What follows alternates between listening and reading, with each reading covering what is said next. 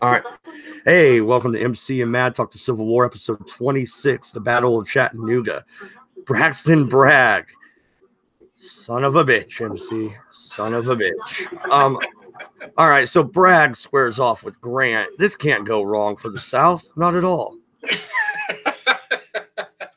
Well, okay, let's talk about a little bit of the setup where we left.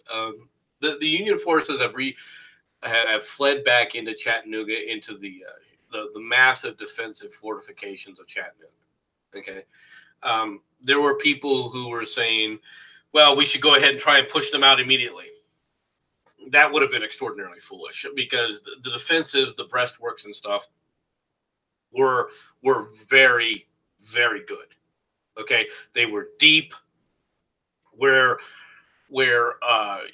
if you had attempted to attack these in a defensive position, the artillery that was set up for the Union, all right, was well placed. It would have been a frickin' slaughterhouse.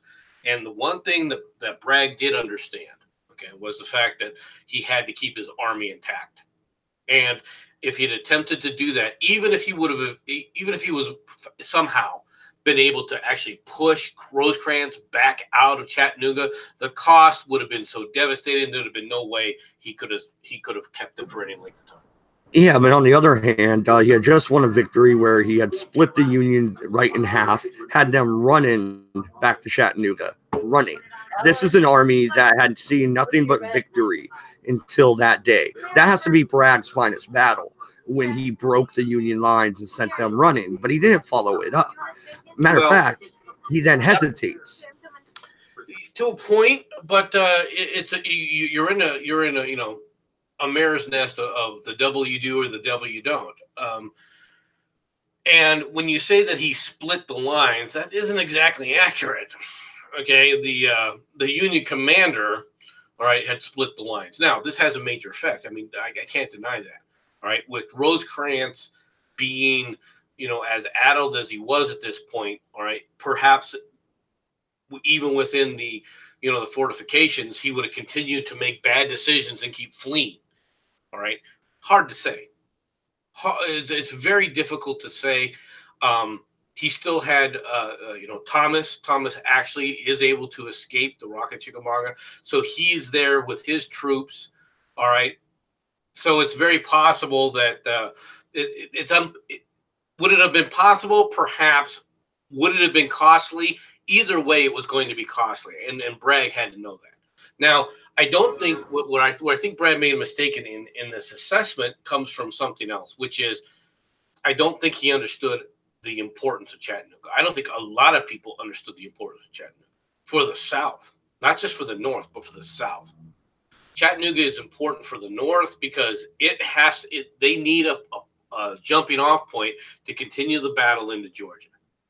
Okay, and they know Chattanooga can be that.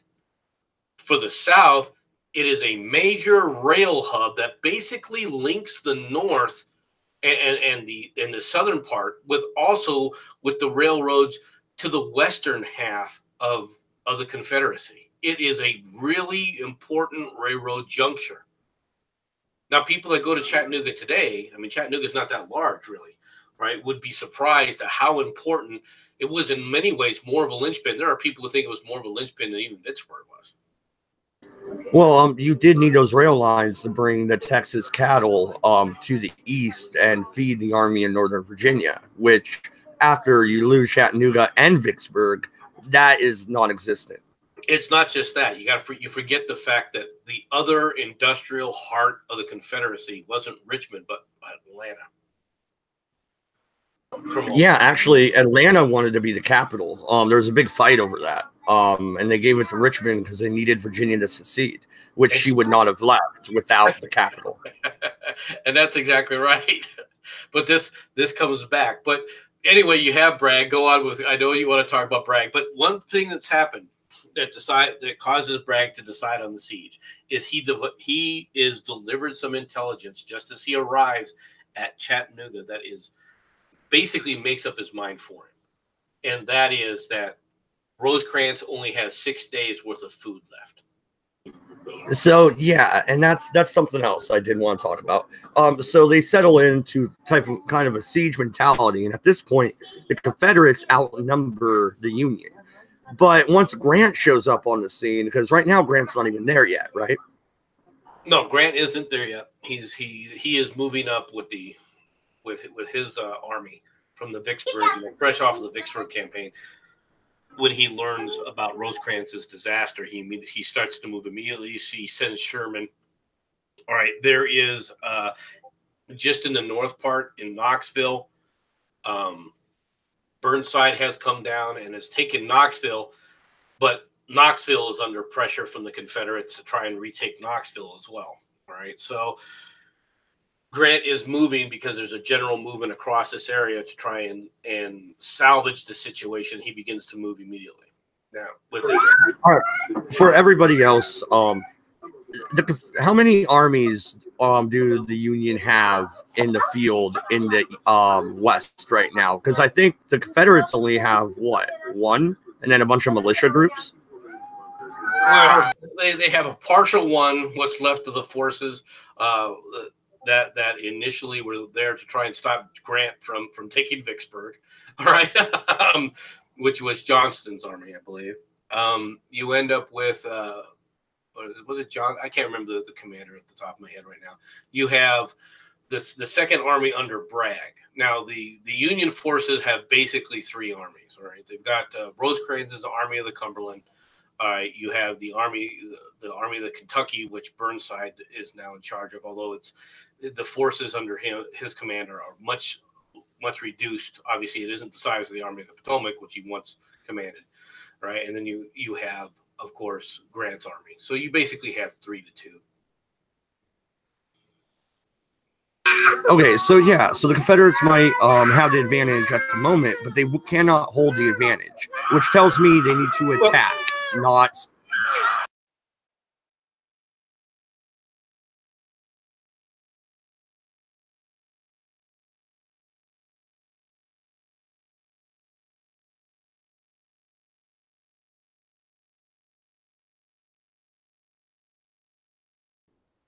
I mean, these aren't just people in a field, all right? These are dug in positions and people trying to walk toward dug in positions. They would have gotten slaughtered. There's just no way that was going to take place. Are you there, MADD?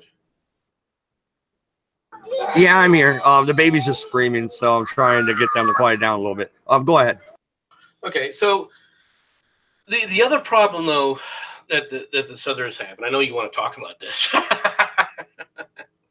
Well, you may not want to talk about it, but you're going to have to talk about it, right? Well, are you talking about when Jefferson Davis heads west to actually physically mediate between his generals in the Western theater? Right. It is absolutely insanity. It's absolute insanity. Right. Lincoln had to deal with some bullshit, but this is some bullshit. You had the president of the Confederacy headed behind enemy lines almost, like right up to the front line practically, trying to mediate his goddamn generals. What the fuck is going on? Well, what has happened basically is Bragg is very much an old style person who he's vainglorious. He really is personally vainglorious. He feels that the commanders. All right, there's several things about Bragg. First of all, Bragg, like Lee, was a disciplinarian, but he doesn't have the sense of justice. All right, he's just it's more mercurial, right? He wants a disciplined army, but he doesn't discipline, fairly, right? This is at counterpoints to Lee. Okay, his nature when things aren't going the way he wants them to, right, is to basically lash out at people. He doesn't have the demeanor that Lee does, all right, to where the situation is, as the situation is coming around him, to be calm as the situation goes. So he doesn't react well. Worse, he has in a certain sense, it's exacerbated because one of his commanders, all right, is Nathan Bedford Forrest. Now, yeah, should we go ahead and say what Forrest did to Bragg, or is that's later on? We'll get to that. Forrest is a self-made man. Okay, he is not one of these quote unquote gentlemen. All right, he has a lot of disdain for the aristocracy that he's been trying to join his entire life because he always feels that they're looking down on him. And Forrest is a brilliant individual, if not an educated one. Okay. And he is very quick, all right, to take in slights. All right. At the same time, Forrest also has something that Bragg doesn't. He has a charisma about him that get people in general, all right, to like the man. All right. He is more or less well liked by his troops. Now, he's a jerk about things. He's also a cavalry officer. He's somewhat flamboyant. All right. He is very outspoken. Okay. And this is something that just rankles Bragg. But what's worse is the fact that Forrest is able to do it and get away with it with Bragg much more so than the other commanders. And of course, this begins creating strife within Bragg's command. Now, to this mix, they add Longstreet and Longstreet's corps. Longstreet, however, never looked at Bragg as if he was his commanding officer. He looked at as if he did, like he did Lee, right? Lee gave him commands. He said, yes, sir, and carried them out. All right. He did not, he would discuss things with Lee. He would have a relationship with Lee, but when Lee told him to do something, he did it. At Pickett's charge, Lee told him to, do Pickett's charge, and he did Pickett's charge. He didn't want to do Pickett's charge. He thought it was a mistake to do Pickett's charge, but he still did it. He still went and said, okay, Lee's the commander. He doesn't look at Bragg the same way. Well, yeah, that's what I was going to get at. Is Bragg just rough around the edges, or is he just not respected overall? Like, I mean, how do you lose the respect of your army and still be a general? You can't. It becomes a problem when you lose your subordinate commanders. And for all intents and purposes, he loses and has lost his subordinate commanders. All right. A lot of them were very upset when he pulled out of Chattanooga, mainly because, some of them understood the value of Chattanooga far more, I think, than most people did, or even do it to this day. Like I said, there are historians that will comment and try and tell you that the loss of Chattanooga was more devastating than the loss of Vicksburg.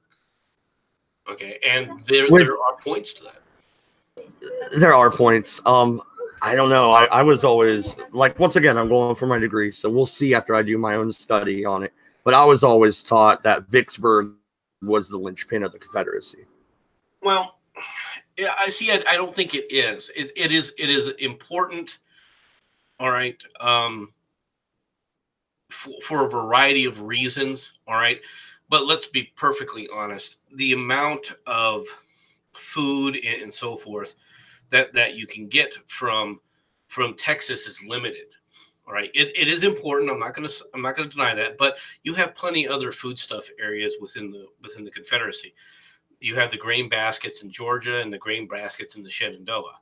All right. So it's not as critical as people think it is, but at the same time it is, because what it does do is it allows the Union to be able to shift forces along the Mississippi River. So from that perspective, okay, yeah, they can move forces up and down and in and out, all right, and all around the Confederacy. The Confederacy is now, for all intents and purposes, encircled. Okay, it completes a really powerful cordon all around the Confederacy, but it is not. It's not as. It's important. And I'm not going to try and deny that it's important. It is part of the plan that was successful that the Union had done, so they can put it as a major strategic goal that was accomplished. Okay. So from that perspective, and let's be perfectly frankly honest, many of the people in the Ohio River Valley, right, in the western part of the Union, really desperately needed, all right, to have the Mississippi opened, if for no other reason, because of trade. All right, so it allows for trade from the Union forces in the Union cities in the West. All right, which is something that was important to them. So from that perspective, it's important. All right, but from I think it was also, yeah, but it was also kind of a bitch slap to Davis. He lost Mississippi, man. Yes, I mean he lost his hometown. That's true. He lost his he loses his plantation. Okay, now when people talk about the book, all right, and of course the book is Uncle Tom's Cabin, right, and people talk about Uncle Tom's Cabin and its effects and so forth. The depictions in Uncle Tom's Cabin of how the slaves were treated, right? It's accurate, but it's only partial. And this is something that many people tried to, in the South that were trying to justify slavery, tried to point out. Many people, many plantation owners didn't treat slaves that way. Okay. And Jefferson Davis never treated his slaves that way. Okay. It didn't make it slavery right. Don't misunderstand me. But the portrayals of how slaves were brutalized and so forth in Uncle Tom's Cabin wasn't something that he was familiar with. It's not that he himself didn't know it existed, but he considered it kind of like a rarity, to be honest. Well, yeah, most people in the antebellum South considered it a rarity. And also, unpopular opinions. Uncle Tom's Cabin is a propaganda piece. There you go. I said it.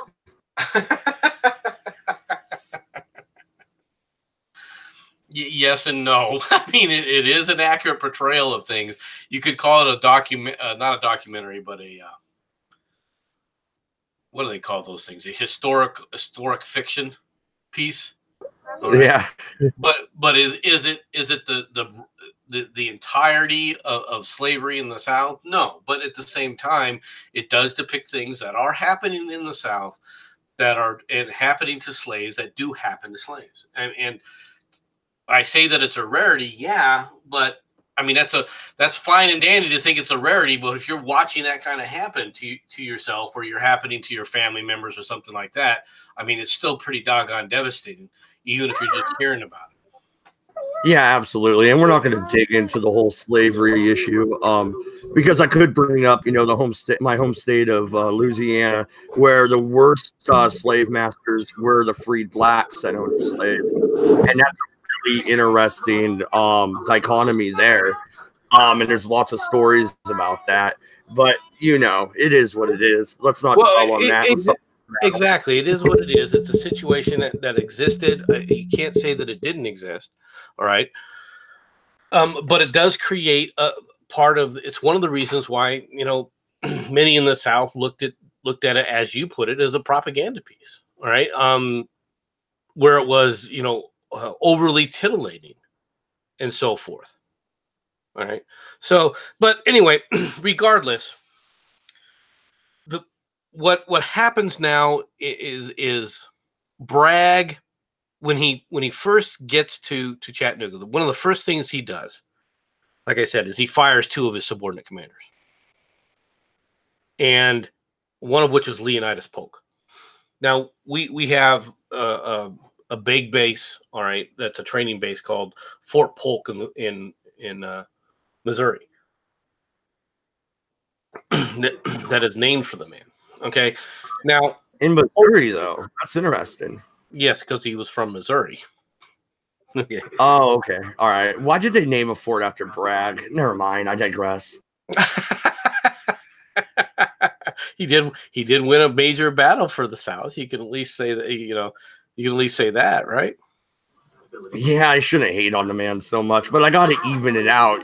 Like you said the other day, I did listen to your stream. You're like, Mad dodging his vitriol towards Lincoln. Well, at least I show the same vitriol towards Bragg. All right, come on. That somehow absolves you? Is that what you're thinking here? Yeah, right. It evens it out. Okay. I'll let that go for right now. I'm not, I don't feel like arguing about it at the moment. But But no, he does. He does fire some of his subordinates, and one of them is Forrest, who he transfers out of his command after Forrest calls him a fucking coward. yeah, I don't know if he said fuck or not, but you know, he called him a he coward. was very profane. You know, Forrest was known for being very profane and using profane language, so it's very possible that he used those exact words. But at the same time, the backbiting and so forth gets to the point where Jefferson Davis has to come down. All right, he is told to come down, or told to, or asked for, right, by basically Bragg's entire chain of command. All right, underneath him, all of his major subordinate commanders basically asked for Davis to do something. Wait, no, MC, I gotta stop you right there. Is this like the scene in Band of Brothers where all the freaking leaders of the platoons in Easy Company go and talk shit about fucking Ross plays his character, the fucking dude that trained him in boot camp, right? He was totally inept at actual fighting, so they didn't want to serve under him. You remember the scene I'm talking about? I don't remember the scene exactly, but it's been a long time since I've seen Band of Brothers, so I apologize. But it probably pretty close from the way you're describing it. Probably pretty close. Now, to be honest, some of this is backbiting. It is a bit unfair. All right, it is disloyalty to an extent. Okay, this is what Longstreet has walked into. Okay, this is something else that happens. This is one of the reasons why it doesn't justify it. Do not misunderstand me. But it's one of the reasons why Longstreet wants nothing to do with Bragg at all. All right, is because he looks at that command and he says, "This is a nightmare. This is a mare's nest. This is these people are at each other's throats. I don't want anything to do. You know, I'm keeping my troops away." And that's how he looked at it. I'm keeping my troops out of this. Like I said, he was looking at it as I'm part of an independent command, and I'm only down here temporarily. And eventually I'm going to head back up to Northern Virginia where I belong. So he really had a chip on his shoulder when he showed up, and that's not the way to show up. I mean, come on. I don't think he had a chip on his shoulder when he showed up. I think he had a chip on his shoulder when he saw the situation. I don't think he had a problem transferring his troops to try and do this. But he also recognized something else, which was he was one of the people who told Bragg was arguing against continuing assault, and because he understood the power of breastworks, the power of those emplacements, okay, and how difficult an assault would be. How much artillery? Well, I say artillery, I mean cannon. How many cannons did Bragg have? I don't know. Not nearly enough. All right. I mean, you can see not that enough to bombard the breastworks, because that was my not thought. Successfully. No, they're not going to do. He didn't have nearly the force power to do that. And what's more is even then, you also got to remember he's dealing with supplies too. And after the Battle of Chickamauga, it takes him a while to get resupplied effectively with ammunition. The South is suffering from ammunition shortages. Yeah, but he had cut off the Union supply. So, in other words, if he cut it off, he seized some of it. I'm sure the word went back, "Hey, don't keep coming," but he seized some. No, what he seized was basically foodstuffs. Food's more important than the ammo. They're well supplied in ammo. Oh, okay. So they were sending food supplies to the Union. Well, and the South needs that too, but still, yeah, they needed ammo more. Got to kill them Yankees. Can't throw turnips at them. If you want to look at it that way, yeah, sure. Okay, so Davis comes down, and after Davis decides to leave. Davis should have, at that point, once Davis decided to come down, this is a major mistake by Davis. Once Davis personally shows up, he had to have relieved Bragg. Yeah, transfer Bragg somewhere else. Transfer him to Indian Territory. Well, it didn't matter. If you're down there that far, if these subordinate commanders have got you to go that far, you have got to follow through with relieving Bragg. All right? The situation and so forth, what he was hearing down there should have convinced him he should have relieved Bragg. But what was the problem? Bragg's a friend of his. Yeah, no, and that, see, Davis has that same problem with PTG Beauregard where he hated the man, but he was a good commander. Maybe not Lee status, you know, maybe just have him run a corps or something. Like, they'll make him a higher general than that, but he was still a good commander. And Davis did everything he could to throw him on the back burner. Well, I mean, hindsight's 2020. He definitely should have replaced Bragg with Beauregard. Well, I mean, do you think Beauregard, or do you think give Johnston his own command in the west, and then you have Johnston in the west and Lee in the east? I don't think that would have made much of a difference, to be honest. Beauregard replacing Bragg could have helped to an extent, but how much it would have changed the dynamic. Rosecrans, the one advantage would have been from the South's perspective is Chattanooga wouldn't have fallen as easily. I guarantee you, Chattanooga would not have fallen as easily. With pressure from Rosecrans and then the bringing up of the troops under Grant and Sherman, they would have eventually forced Beauregard into retreat and beaten him, all right, out of Chattanooga. Okay, because they could do that. Now, what the forces that Bragg has, all right, when he starts the siege, are not enough to actually encircle all of Chattanooga. This is important for people to understand. They don't totally encircle the entire city. They take certain strong points that they can, you know, defend the city and interdict to an extent supply lines. Like I said, Wheeler, all right, who is one of the cavalry commanders, is led off on a raid where he actually, the first part of his raid is very successful. He destroys 800 supply wagons coming to relieve Rosecrans. And then he continues on, and then later is captured, blah, blah, blah. I'm not going to go into that. All right. Well, no, and real quick, my question is, all right, so before the South is trying to retake Chattanooga, when they first have to withdraw, Braxton Bragg is noted of saying, so what? It's just a city. Now we can maneuver freely. And the Civil War timeline, which is what I was listening to before I jumped on here, just to brush up a little bit. That's where I got some good quotes and stuff that I wrote down. They said that he was right. I say he's wrong. You don't give up a city that easily. You don't just, oh yeah, it's just a city. It's just Chattanooga. Who cares? He let's be perfectly honest, right? They're kind of maligning him a little bit here. It's sour grapes. All right, he's trying to justify it to the populace because the populace is very upset. Okay, I don't disagree with your commentary that it's just a city. But what Bragg is doing is Bragg is engaging in propaganda that he has to engage in. What do they expect him to say? Yeah, man, I got my ass kicked again. I mean, well, at least he wouldn't be called a coward by Forrest at that point. But go ahead and continue to where we are. But in all fairness to him, if the Union forces at that time were powerful enough to actually invest, all right, and totally surround Chattanooga, they could have starved out Chattanooga. And Forrest, for all of his bravado and everything, a cavalry officer stuck in a city is useless. You're right. You're absolutely right. So from that perspective, I mean, Forrest doesn't have much to go on. But like I said, it was still an important group, and it was an important city. Davis really made a mistake keeping Bragg. Now, Davis goes back, okay?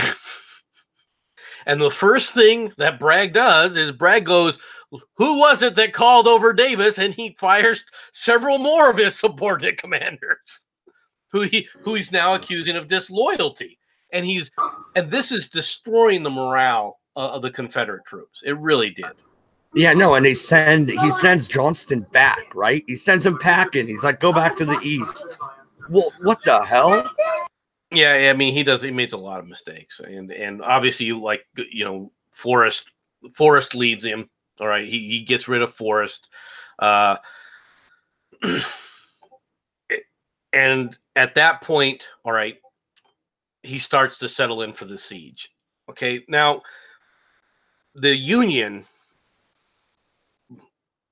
doesn't just sit around. Grant is appraised of the situation, and Grant is also given the authority over all U.S. forces. All right. At which point he goes, okay, we have to relieve Chattanooga. And he begins to move his entire army, his victorious army from Vicksburg, all right, out of the Mississippi, all right, and over to Chattanooga to raise the siege of Chattanooga, all right. And he starts his army moving. He even goes ahead of his army to get into Chattanooga before they've even, technically relieved it. Now, under his command, actually, is Joseph Hooker. Hooker from Chancellorsville fame, where he made a major disaster, is actually placed in his command. And Hooker goes, okay, here's how I want to relieve the logistics. And he sets about to create a logistics chain that they call the Cracker Line to relieve the siege, to basically break the siege. All right. So, well, no, and you said Grant has shown up by now. This is the part where Grant goes and scouts, right? And he runs into a Confederate picket line. And instead of the Confederates shooting at him, they salute him, and he salutes them back. Well, he doffs his hat and he bows to them, and then he heads back. I would be hanging those troops. I said that off air. I'll say it on air. No, you shoot him, and if you would have shot Grant at that moment, wow. Well, I mean, I think I got the jump off point for my book. Really? Think about who then takes command. Oh, that's the freaking manic depressive fucking the take no prisoners, burning Atlanta, scumbag that you absolutely despise. Good, well played. let the terror loose with an entire army. Good plan. Yeah, there's always someone worse.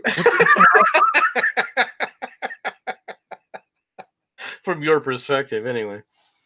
But yeah, I mean, now this situation happens actually quite a bit.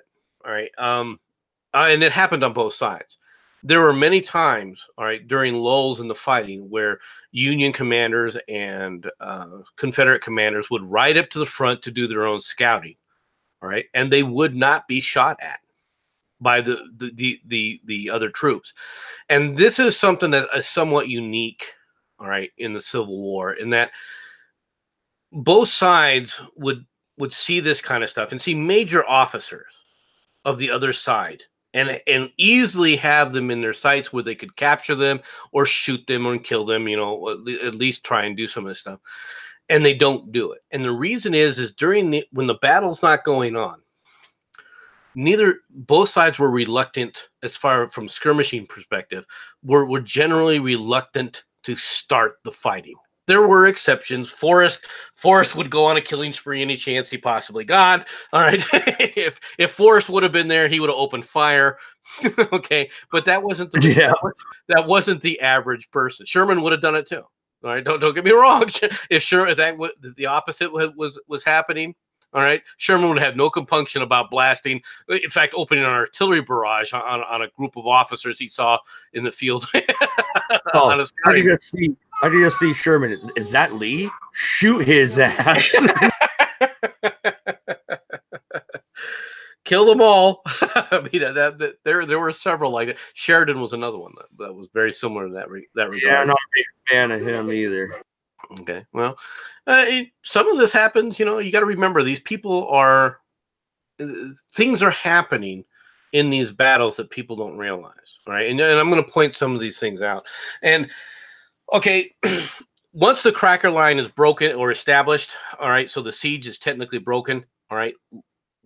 Bragg, who had been continually trying to tell Longstreet to do things, finally gets Longstreet to actually do something, all right, and actually create an attack. And Longstreet launches a night attack, all right, on a small little area in an attempt to reestablish control over the supply line and stop the supplies from coming in. Okay, and this is the attack at midnight that you're seeing right here. I'm trying to display it. Okay. Yep, it's up, and I have it presented. There you go. Now, night attacks at this point they're rare because they're chaotic affairs. And in this case, all right, where this attack is pushed forward, there's initial success by the Southern troops, but they really can't see what's going on. And if you take a look down here where the sharpshooters are on these rifles, when they finally do see, hey, we've got an advantage here, and try to push this, by that time the Union is able to sit up there and use its artillery to push the attack back, and it fails. Now, one of the things that I think it's right here, this just general here. All right. Now he's a General Geary is under Hooker's command. This is part of Hooker's command, which Hooker, in all fairness, all right, has once again screwed up, and he doesn't think that there's an attack coming. So these men are not prepared. They're not in dug breastworks like they should have been. All right. They were just basically in a regular camp style condition. All right, they've basically taken off their boots for the night, and they're getting ready to go to sleep when the attack takes place. Well, no, present that again. I have. You want me to present that again? Or give me a second here. Yeah. Yep. But while he's doing that, you notice those are New Yorker troops. I'm surprised they didn't run. Just saying. Let me check the chat while he's doing that. Straight said mail, what's going on? Terran Marine. Of course, we got our great freaking moderator and the dude that saved my ass for the last week and a half, Jensen Quinn, up in there. Voice of One. When are you gonna watch Enterprise episode 2, dude? The hell, man. All right. So it's back up.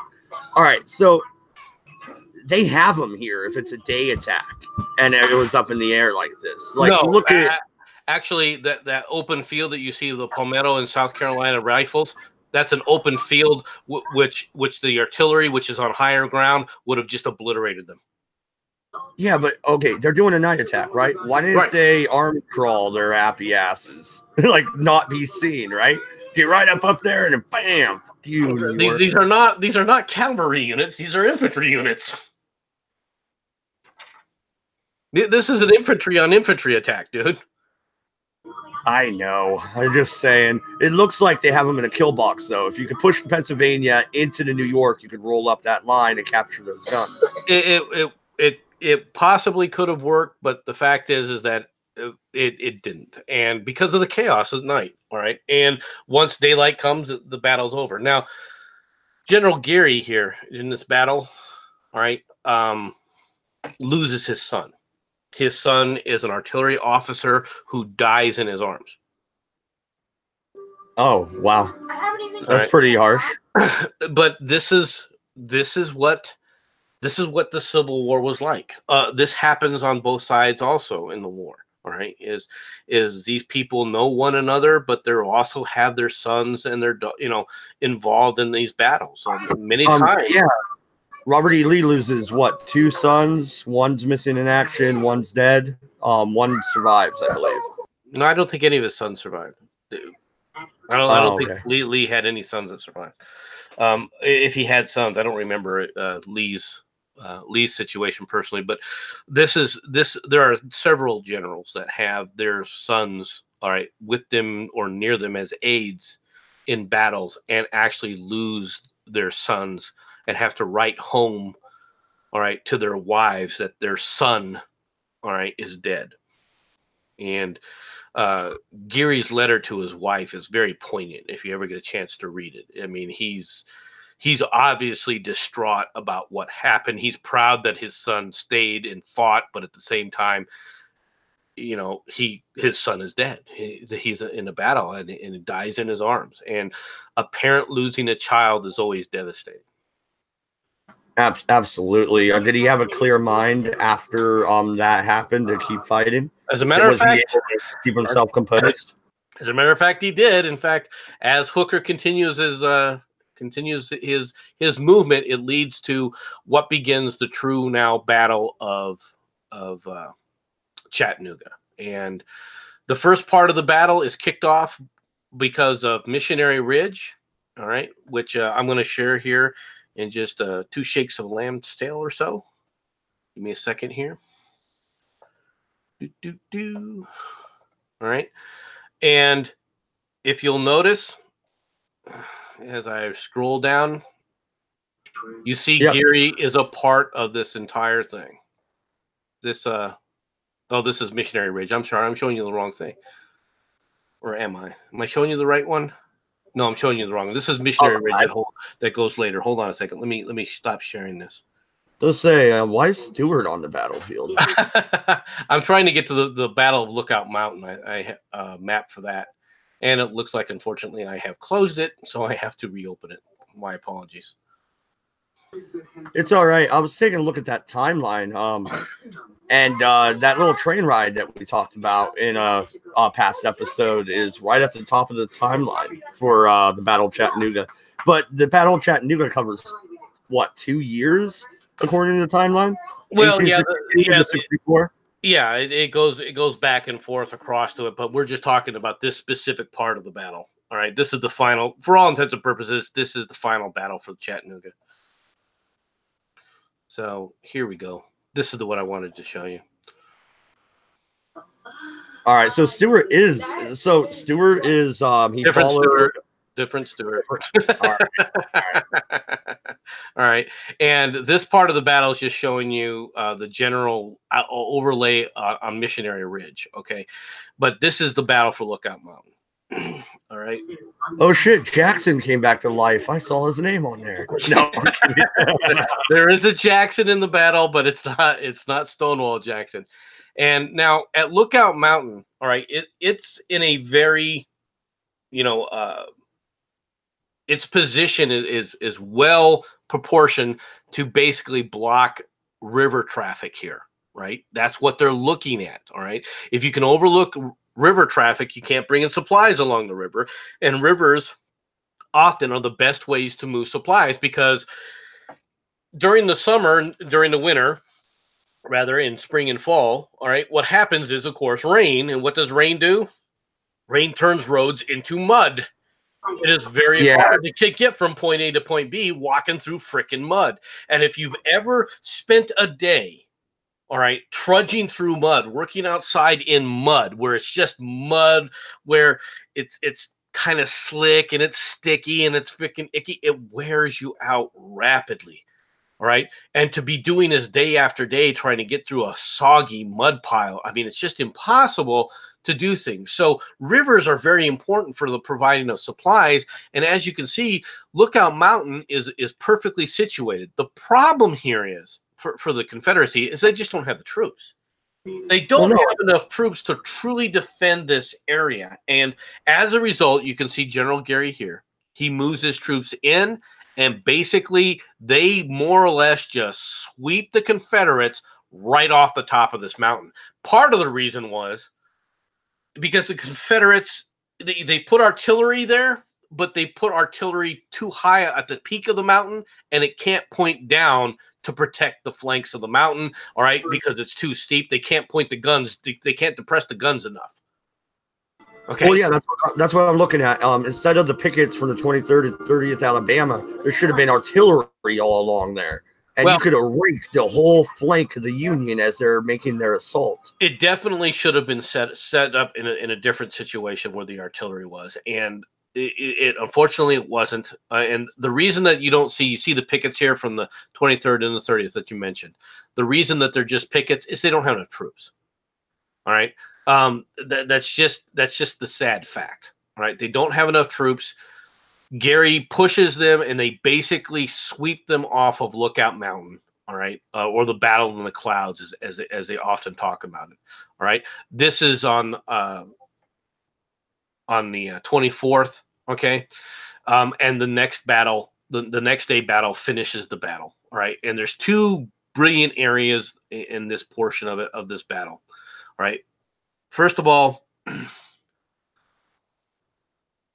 we're going to talk about this because Sherman has arrived. When Sherman arrives, Grant sits up there and says, okay, it's time to move the battle. He's told Sherman what his mission is. His mission is to take Tunnel Hill, okay, which he then proceeds to supposedly do. But Sherman, this is not Sherman's finest hour either, all right? In kind of an odd kind of a thing, Sherman doesn't bring his entire force to bear, all right? He leaves an entire corps of his in the back while he just attacks kind of in piecemeal in this attack. And while it has some success initially in pushing back the forces, it's never able to actually take this hill. And this was, I mean, people are watching it, and Grant is expecting this to become the primary attack.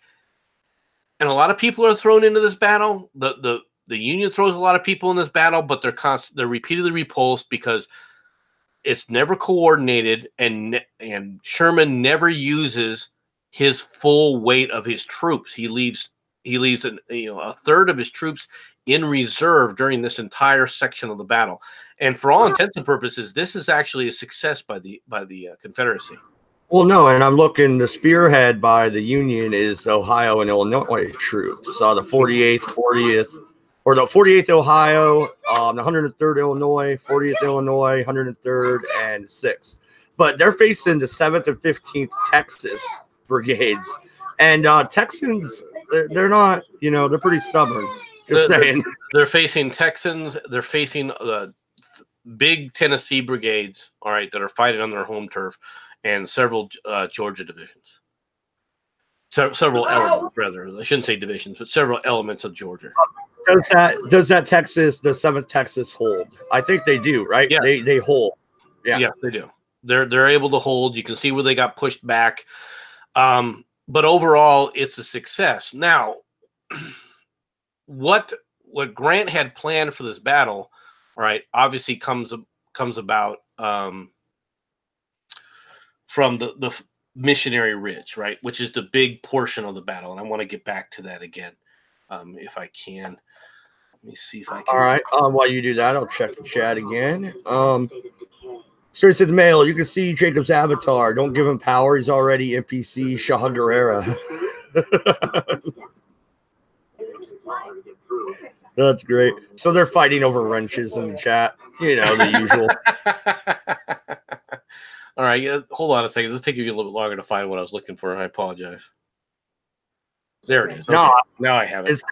Instead of just a chat, I wish we were actually all in a room and they're like, I want my wrench. And I can just throw a wrench in the middle and watch them all fight. Great. Okay. This is the Battle of Missionary Ridge. And let me shrink this a little bit. Oop, wrong way. All right. What you see here is you see Hooker then pivots and begins I got you presented, but it's not. I got you presented, but it's not up. It's just your avatar. Okay, well, let me rectify that. I thought it was sharing. I apologize. There we go. Is that better? Yep. And I got you presented. So okay, good. All right. So there's several things that happen. First of all, the battle on this right front here, which is what Sherman is right up here. This is where the tunnel fight is. You can't. It's just off the edge here. You can't see it. Okay. Yeah, where it says Hardy up there. Right. Right. Yeah. Right. Now Grant has ordered Thomas, all right, to demonstrate here.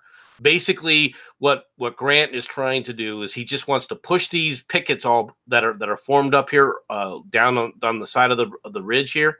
He wants to just push them back a little bit so that he wants to convince Bragg that the primary attack is coming here while the big attack is supposed to be taking place up here. Okay. But instead, the Confederates hold, and then they fall back here. So if the pickets were able to hold, what happens here is the pickets go back up pickets are just there to give warning. Okay. And Thomas's demonstration, he tells people to demonstrate. All right. His troops move forward. All right. Now these are the troops that had been severely, all right, beaten at Chickamauga. And what's worse is troops under Grant and stuff have been taunting them. All right. talking about how much of a pussies that they were, because Grant, of course, is the great leader, and now they've got the real leader, and you pussies that were under Rosencrantz couldn't sit up there and defeat those silly little Rebs. We'll show you how it's done. Okay. Well, they take this to heart. They aren't happy about being called all these names. And even though Thomas has said, just demonstrate in here, when they start moving forward, they don't stop. They initiate a broad-based attack under no one's command. The leaders are just going up the hill. All right. The troops are just moving up the hill on their own, and they refuse to stop. They are going into withering fire, all right, and break the center of Missionary Ridge. Grant, when he sees them moving up under that attack, goes to Thomas and goes, basically, what are you doing here? Who ordered those men to go up the hill? And he goes, I don't know. This is not what they were supposed to be doing. They did this attack strictly. The average soldier picked up his rifle, said, you know what? We're in a bad position here. If we just stay here, we're just going to get hit with artillery. Screw it. I'm going forward. And they went in mass on their own. And then while that whole thing is taking place, you see Geary and Hooker's divisions arrive on the right flank, and Missionary Ridge is gone. At this point in time, the Battle of Chattanooga is a loss, and Bragg is forced to order a general retreat from Chattanooga. Even the men that were holding, they have to retreat and fall back. Yeah, because now they're going to be surrounded. Yeah. All right, so they do fall back. Politically, this is a mess for Davis. It really is, all the way from the beginning to the end. They do take Chattanooga again, right? It goes back and forth a few more times. No, this was it. This is it. Chattanooga is never goes back to the south again. Stays firmly in Union lines, and it becomes the base from which Sherman will be marching to Atlanta. So Lincoln has had two very big victories in the West. He's still, I don't know how big Gettysburg really was, man. Now looking back on history, it was the turning point. A lot of people say. In the moment, was it the turning point? Lee's army is still intact. The answer to that is no. It's not really a turning point. The reason you call it a turning point is it's the high water mark of the Confederacy. Okay. That you can say, well, it's the deepest they went inside the lines. It's the last offensive movement of the Confederacy. All right, you can say that at this point in time that the Confederacy never launches another attack for all intents and purposes from an offensive perspective overall. All right, Cold Harbor. What about Cold Harbor? Cold Harbor is a defensive action. So what? They whooped your asses. Yeah, and what happened? Yeah, well, I still can't wait to talk about Cold Harbor. Fuck you. Yeah, you took you hailed on to Cold Harbor, and Grant moved to the left again, and you had to retreat from Cold Harbor and run again to try and get in front of it before he could get to Richmond. I think he should have just ran the other way, headed up north. I mean, no, seriously. Hey, let's trade capitals, guys. There's no way that Lee could have done something like that. He would have been totally destroyed. It's like playing chess. You trade. Yeah, but it's like playing chess when the one guy can get supplied and you can't. Yeah, you get a new queen. It's bullshit. I mean, let's be perfectly frank. If Lee would have taken frickin' Washington D.C., all right, and Grant would have taken Richmond, all right, where's Lee going to get his supplies from? From Maryland. No. The Maryland was not going to sit up there and come to Lee's aid. There's a lot of Maryland troops. No, the Union has as many Maryland troops as the South does, dude. But no, let's do our other portion of the show. How could the Confederacy actually win this battle? First things first, Jefferson Davis replaces Bragg. I think we agreed with PGT Beauregard as the best choice.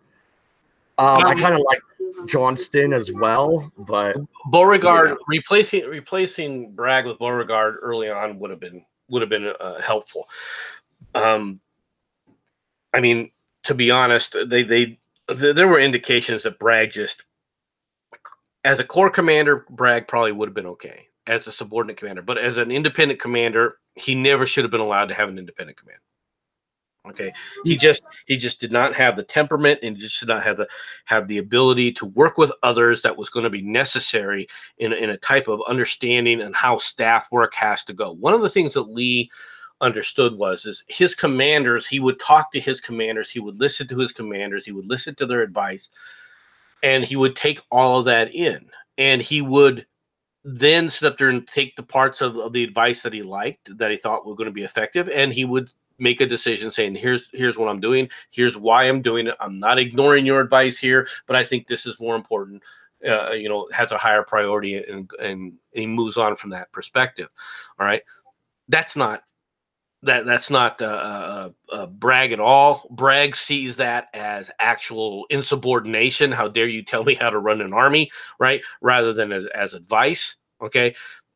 It gets worse when you have people like Forrest, all right, who, I mean, is a dynamic personality, but at the same time, he is a very forceful personality to the point where it destroys any kind of cohesion, all right, especially because it makes it seem as if Bragg is playing favorites, which unfortunately in a lot of cases is probably true. He probably was playing favorites with certain people, all right, and of course this destroys unit cohesion. So yes, Bragg definitely should have been replaced, but it should have happened long before this battle of Chattanooga. Long before then. I think if Beauregard had taken over, Forrest would not have left, and Forrest left with maybe not a significant amount of troops, but troops they needed. It would Forrest have been able to do something here? The difference would have been this. Okay, first of all, it's very possible with a new chain of command that the military would have been under solidified, unified command once again. And when Longstreet got ordered to move to block the raising of the siege, all right, he would have obeyed orders immediately. He would have immediately gone and actually done something. All right. So from that perspective, but you had to remove Bragg. To be honest, they should have removed Bragg prior to Chickamauga. Really? He even won Chickamauga. Yeah, he won Chickamauga because Rosecrans made a mistake. Okay. Fair point. You can't always plan on the enemy commander making a mistake. This is why Lee understood and why he reproved his own people that were calling Grant a butcher, because he says Grant is doing very well from his standpoint. Because when a commander makes a mistake, depending upon what that mistake is, it's either recoverable or it's not. And Grant never made a non-recoverable mistake. Lee did. A certain cigar message comes to mind. Well, to be honest, did it cost him his army? True, it did not. That is a fair point. It costed him the element of surprise, and Antietam might not have went the way it did. But hey, that's true. Antietam may have not have been what it turned into. But at the same time, I mean, things happen. All right. I mean, you can't assume that your stupid commanders are going to drop the map of your battle plan in the cigars. I know. And how Southern is that? A fucking package of cigars. God damn it. All right. So if we're talking about how the South could have won this, all right, the biggest thing would have been this battle needed to be won before the South left Chattanooga the first time. They needed to be battling Rosecrans, all right, long before Rosecrans arrived in Chattanooga. They needed to be out there battling with Rosecrans every step of the way. Would it have been successful? Hard to say. I mean, Rosecrans, when crunch time came and he was in a battle, Rosecrans freaking, he folded. And I mean, you can't argue that point. Rosecrans folded under extreme stress. If that stress had been applied to him, 6 months to a year earlier, who knows what would have happened?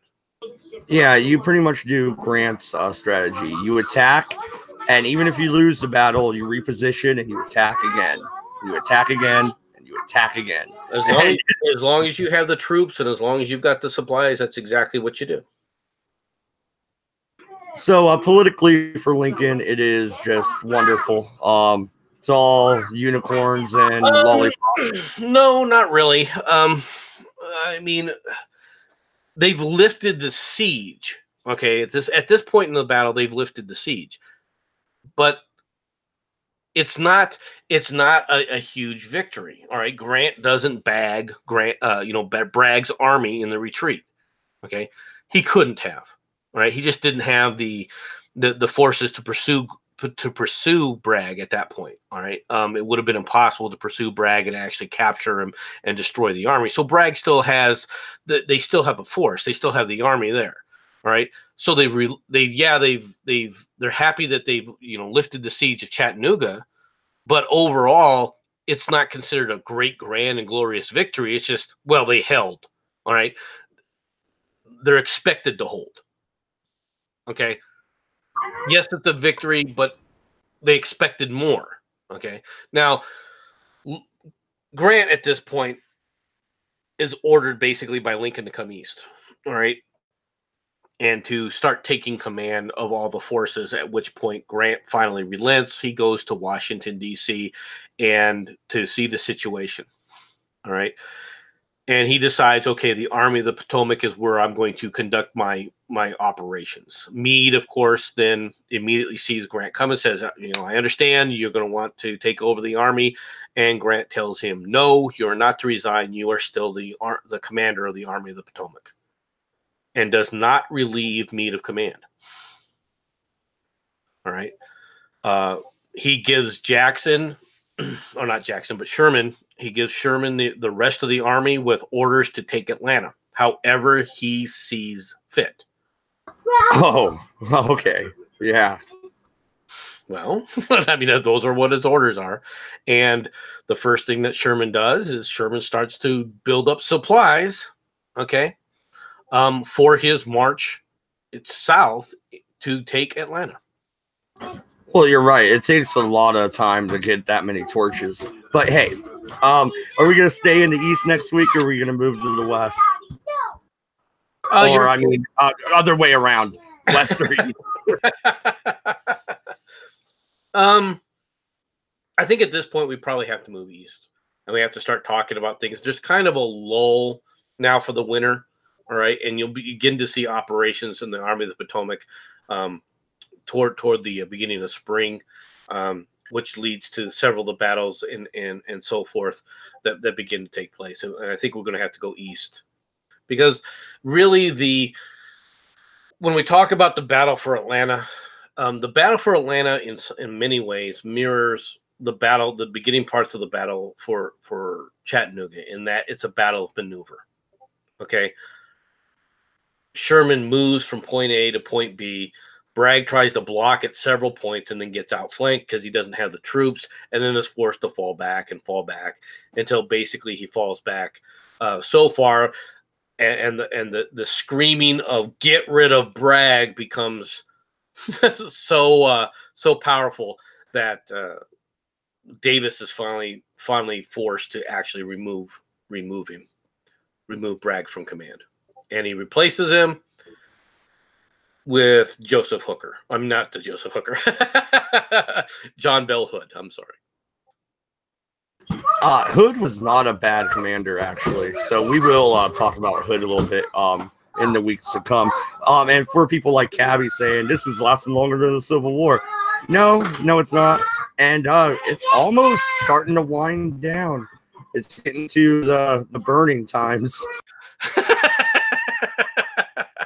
Well, you're getting to the point where several things are going to happen. We're going to have to talk about the Shenandoah campaign, and we're also going to have to obviously start talking about the rest of the movement. The Shenandoah is reduced, getting ready to be reduced. That's when we get to talk about VMI. They fought Sheridan in the Shenandoah campaign. That's nice. And Mosby's Raiders, which we have to now start talking about more specifically. The Gray Ghost. All right, absolutely. MC, is it still snowing over there? Because it's snowing like a bitch here, man. No, it's nice and sunny. Finally, it's a little cold still. It only got to like 55 degrees today, but it's nice and sunny, and it's supposed to be dry for the rest of the week. Lucky you, we get snow for like 2 or 3 days. But yeah, I'm hoping my power is on, and I'll be back for the red eye tomorrow. MC, you doing your show in the morning? Of course, I'll do my morning special with the news. I've got a story from B. B put a story. I wish you would have given it to me the story earlier today. But I got a story from B and several other things in the news. So, all right, awesome. Everybody, if you're not already subscribed to MC, go check out his channel. It's pretty simple. Just MC. There you go. Thank you. See you guys next week for the Civil War stream, and we'll see you tomorrow for the red eye. Good night. Good luck. And damn it, Bragg. Damn it. We're out.